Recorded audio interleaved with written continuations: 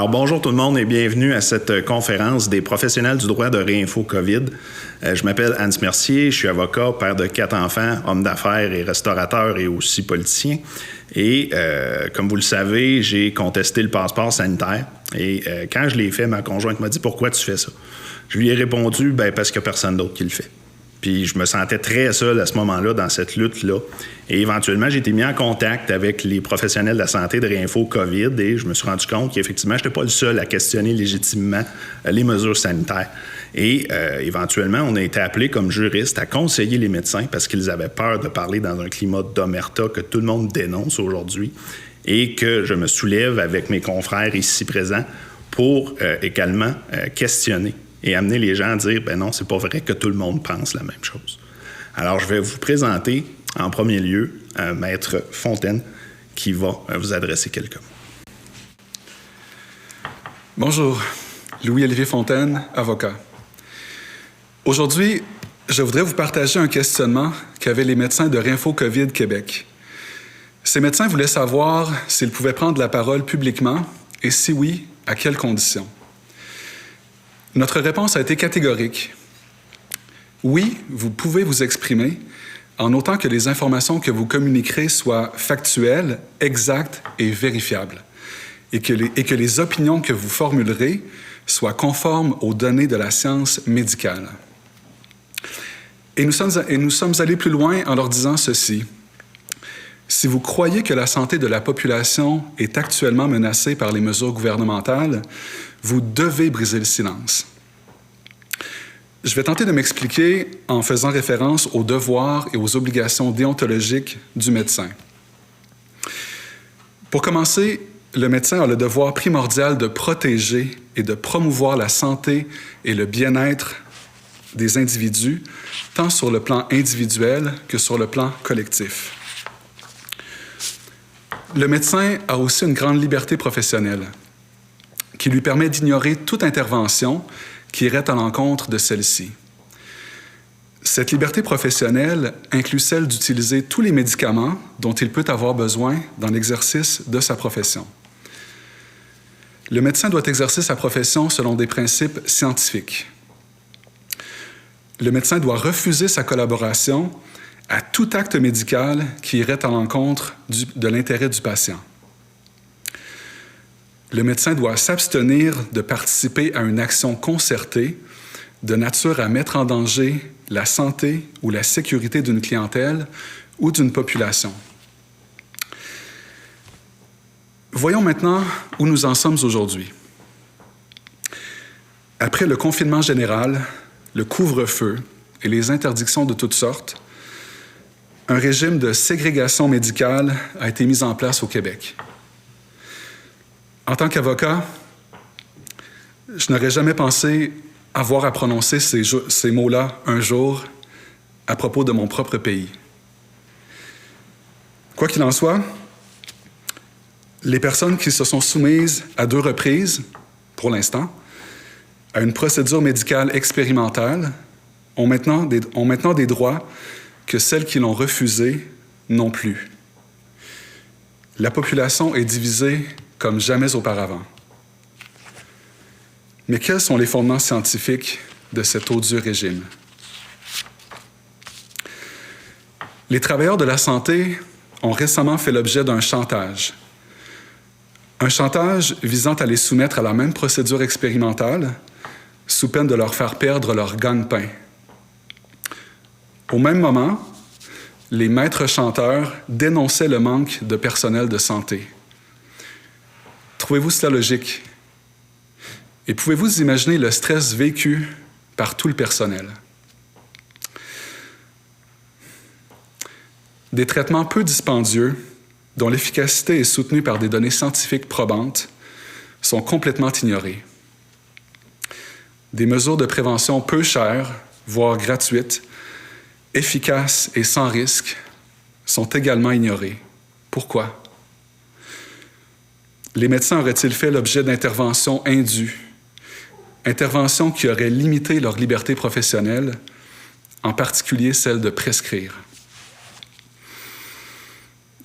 La population est soumise depuis des mois et des mois à des messages anxiogènes, menaçants, culpabilisants, dont les effets néfastes sur la santé mentale sont bien connus.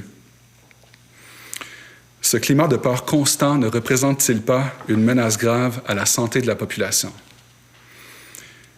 Les écoliers portent pendant des journées entières des masques chirurgicaux qui nuisent à leur développement et à leur bien-être. Y a-t-il le moindre fondement scientifique crédible pouvant justifier cette maltraitance envers eux? Et surtout, nous faisons maintenant face à une volonté absurde de soumettre chaque enfant à une procédure médicale expérimentale qui ne lui apporte aucun bénéfice et dont les risques graves à court terme sont déjà connus, notamment en ce qui concerne les problèmes cardiaques. Mais qu'est-ce qui pourrait justifier un tel entêtement? Cet acte médical ne va-t-il pas à l'encontre de l'intérêt de l'enfant qui est en parfaite santé? Pourrions-nous aller jusqu'à dire qu'il s'agit d'une action concertée qui met en danger la santé, la vie des enfants? Tout cela m'amène à conclure que le Québec est en état d'urgence, un vrai, pas celui auquel on nous fait croire. L'urgence est de mettre fin immédiatement aux atteintes à la santé de la population, atteintes qui sont commises par ceux-là même qui sont censés la protéger. Médecins et professionnels du Québec, si vous pensez que la santé de la population est actuellement mise en danger par les mesures non scientifiques du gouvernement, ne restez pas dans le silence. Vous n'êtes pas seul, exprimez-vous. Dénoncez les mesures délétères. Ne participez pas à la mise en danger orchestrée de la population. C'est votre droit, c'est votre devoir. Merci. Alors, merci, Maître Fontaine. Je passe la parole à Maître Bohémie. Bonjour, je m'appelle Myriam Bohémie. Je suis avocate depuis 21 ans et médiatrice accréditée. Je prends la parole aujourd'hui parce que je suis inquiète.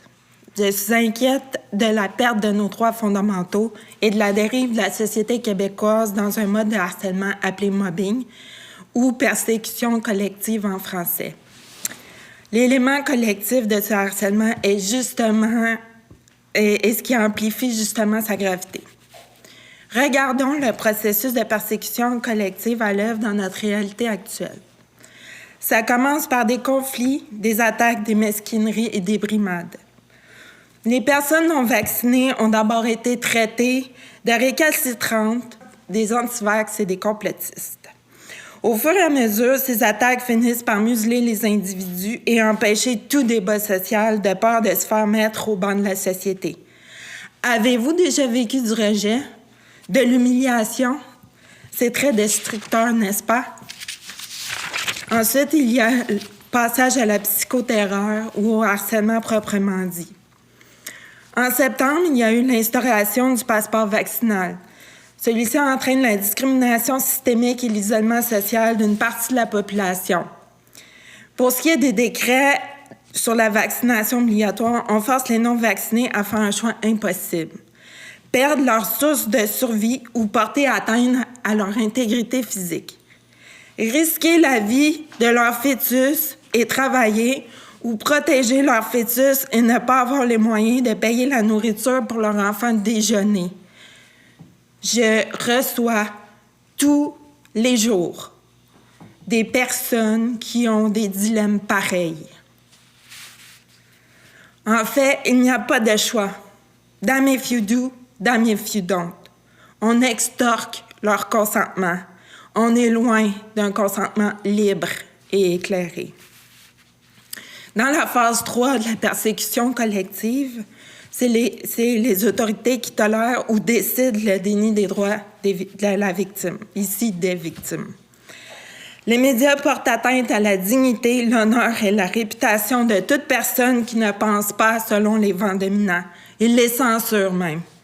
Au fédéral, les employés se font tordre le bras par un décret obligeant la vaccination, Sinon, ils se retrouvent en congé sans solde pour une période indéfinie.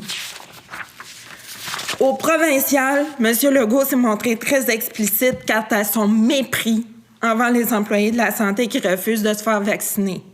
Il ne voudrait pas les avoir, mais il est prêt avec eux pour éviter un bris de service. Ainsi, devant l'échec de la vaccination obligatoire, la tactique du gouvernement est de pénaliser les personnes qui choisissent de respecter leurs droits à leur intégrité physique. Notamment, on leur met des exigences au niveau des tests. Cette mesure est incohérente puisque les vaccinés aussi peuvent transmettre la COVID. Or, ils ne sont pas testés du tout. Les employeurs et les organisateurs d'événements ont reçu carte blanche de nos dirigeants pour exiger la vaccination ou non. Notre premier ministre a même affirmé qu'un employeur est justifié de congédier un employé qui refuse de se faire vacciner. Les normes du travail semblent maintenant compter pour du beurre à ses yeux. Pour le moment, la justice aussi donne préséance aux dictats de la santé publique. Nous espérons que les vents dominants tournent puisque c'est probablement notre dernier rempart pour protéger nos droits fondamentaux. La quatrième phase de la persécution collective, c'est l'exclusion. Les personnes qui ne se conforment pas à la vaccination sont exclues du marché du travail, de la vie sociale et parfois même de leur famille. La stratégie de nos dirigeants politiques est de diviser pour mieux régner. Ils nous mettent en porte-à-faux les uns contre les autres pour créer une société où n'existe plus le droit d'être soi-même. En étant nous-mêmes, nous pouvons perdre notre gagne-pain, notre carrière, notre droit de pratiquer notre métier, la garde de nos enfants, notre santé. C'est le bouquet du harcèlement et ça sent pas la rose. Pourquoi les gens qui craignent la COVID sont corrects et ceux qui craignent les effets du vaccin ne le sont pas? Pourtant, les vaccins de Moderna et de Pfizer sont toujours en essai clinique. Nous sommes donc des cobayes. Une fois vaccinés, impossible de retourner en arrière. Les droits et libertés que nous perdons individuellement, nous les perdons tous collectivement, tant les vaccinés que les non-vaccinés. Observez, on vous vend le passeport vaccinal ou la vaccination comme étant ce qui vous ramènera à votre liberté. Mais la liberté, ce n'est pas de pouvoir aller manger au restaurant, d'aller au cinéma ou de pouvoir faire des activités, ni même de ne plus porter de masque. La liberté, c'est de pouvoir être soi-même et de jouir de ses droits fondamentaux. Quel sens poursuivons-nous comme société? Est-ce vraiment ce que nous voulons? Vivre dans une société discriminatoire et harcelante? De causer une telle souffrance humaine? Je vous le demande. Le droit d'être ce que l'on est et de prendre les décisions concernant notre propre corps est le plus fondamental qui soit. Perdre ce droit, c'est perdre notre humanité. Quelle sorte de bien collectif cela peut-il faire? Je suis inquiète de la perte de nos droits fondamentaux et de la dérive de notre société. Et vous, l'êtes-vous? Merci, Maître Bohémien. Je passe la parole au professeur Nakarato. Le Canada est un pays libre et démocratique régi par la primauté du droit. Je me nomme Mario Nakarato. Je suis avocat, docteur en droit et professeur titulaire à la faculté de droit de l'Université Laval. Et je suis inquiet. Je suis inquiet car nos libertés civiles font l'objet d'attaques sans précédent de la part de nos gouvernements, de nos autorités de santé publique, de nos employeurs publics et privés, de nos municipalités, et j'en passe. Le gouvernement du Québec agit en vertu d'une loi draconienne lui permettant de gouverner sans débat public. Il étire sa gouvernance à coups de décrets autoritaires depuis maintenant 2 ans. Vous trouvez ça normal? Les tribunaux sont saisis de requêtes nouvelles impliquant des violations graves au niveau de la liberté publique et se montrent impuissants jusqu'à présent de saisir l'importance des violations de nos droits et libertés. Il reste à venir les procès sur le fond qui montreront la capacité de notre système judiciaire de réagir en faveur des citoyens. Les citoyens sont divisés entre les vaccinés et les non-vaccinés. Ils sont tenus de divulguer leurs informations médicales personnelles, alors que celles-ci sont protégées par la Charte. À date, les tribunaux n'ont pas régularisé la situation de manière urgente. En tant que peuple, il est temps de se questionner. Les corps médicaux sont devenus autoritaires. Les médecins ne peuvent pas s'exprimer. Il en est de même dans tous les autres corps professionnels.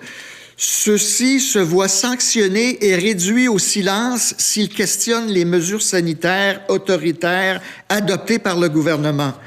Aimeriez-vous l'entendre, vous, la vérité? Les mesures contre le COVID sont incohérentes et irrationnelles. Aucun débat public n'a été tenu pour évaluer et tenir compte de toutes mesures suggérées par les experts. Au contraire, les experts qui s'expriment à l'encontre de ces mesures sont sanctionnés et réduits au silence. Je crains l'érosion de notre société libre. Je remets en question cette obsession portant sur un virus qui présente peu de risques pour la plupart des gens et sur la vaccination obligatoire avec des produits dont les limites en matière d'efficacité sont désormais connues. Je demande au gouvernement de mettre un terme immédiatement aux obligations de passeports vaccinaux et à la coercition pour faire vacciner l'ensemble de la population. Il est temps de se faire entendre pour nos enfants qui, eux, ne sont pas à risque. Cette conférence sera suivie par une série d'autres mesures, car notre liberté est inaliénable. Merci. Merci beaucoup, professeur Naccarato. Je passe maintenant la parole à Maître Collard. Bonjour, Chantal Collard, avocate. Ma question aujourd'hui, en tant que juriste et citoyenne, est-il nécessaire de prolonger l'état d'urgence et toutes les mesures qui s'ensuivent? Voyons plus précisément l'article 118 de la Loi sur la santé publique, qui est à la base de tout ce que nous subissons présentement. Et ce, depuis 627 jours exactement, en date d'aujourd'hui. Donc, 118, le gouvernement peut déclarer un état d'urgence sanitaire dans tout ou partie du territoire québécois lorsqu'une menace grave à la santé de la population, réelle ou imminente, exige l'application immédiate de certaines mesures, etc. Il faut donc ici se poser les questions suivantes. Selon vous, qu'est-ce qu'une menace grave à la santé de la population? Sommes-nous présentement rendus au point où notre vie est en danger si un tel état d'urgence n'était pas déclaré? Est-ce que l'état d'urgence actuel sauve plus de vies qu'il n'en détruit? Et vous? Qu'est-ce que vous avez observé? Détruire des vies, c'est aussi tous les dommages collatéraux. Au cours de ma pratique, essentiellement en droit de la jeunesse, j'ai malheureusement pu constater ces dommages. La violence conjugale, des dépressions, des pertes d'emploi, des suicides, des dépendances de toutes sortes, et j'en passe. Rappelons-nous qu'il y a 1 an à peine, visiter sa famille, surtout si elle était nombreuse, c'était pas considéré comme l'essentiel. Mais en revanche, le cannabis, lui, il y a 4 ans à peine, est passé de interdit à essentiel. Même chose pour l'alcool, qui était essentiel. On ne peut pas acheter des bottes, des vêtements. Des incohérences, il y en a eu, et beaucoup trop. D'ailleurs, de la bouche du premier ministre et du ministre de la Santé lui-même, c'est pas sanitaire, c'est politique. À la lumière des informations disponibles sur le site de l'INSPQ, soit dit en passant, qui est accessible à tous. Si on regarde les données sur le nombre d'hospitalisations en cours, aux soins intensifs, par exemple, et les nouvelles hospitalisations, jusqu'à maintenant, et ce depuis plus d'1 an, on peut constater un aplatissement de la courbe, comme le souhaitait le directeur de la santé publique. Il y a lieu aussi d'observer la façon dont sont prises les décisions. Sur quelle base l'état d'urgence est-il prolongé tous les 10 jours par le Conseil des ministres? Y a-t-il une évaluation en bonne et due forme qui est effectuée à chaque fois ou il s'agit d'un automatisme? L'état d'urgence peut-il rapporter des bénéfices? Et à qui? Quelles sont les conséquences de ces mesures? Y a-t-il une analyse des coûts-bénéfices, avantages, désavantages, qui est réalisée systématiquement? Est-ce que ça résonne en vous? Bien sûr, on n'a pas toutes les réponses. Mais dans une société libre et démocratique, il est légitime de poser des questions et de s'attendre à un vrai débat de société sans crainte d'être exclu. Ce droit à l'opposition, à la liberté d'expression, est enchâssé dans nos chartes, mais puni tellement sévèrement sur la place publique que la plupart des gens suivent ces mesures qu'ils dénoncent secrètement. Et ce, malgré leurs convictions, par peur d'être rejeté, perdre son travail, sa vie sociale. Vous êtes-vous déjà fait mettre à l'écart d'un groupe? Comment vous sentiez-vous? Je répète, le maintien de telles mesures est-il nécessaire? Nous devons aussi nous demander si ces mesures font plus de tort que de bien.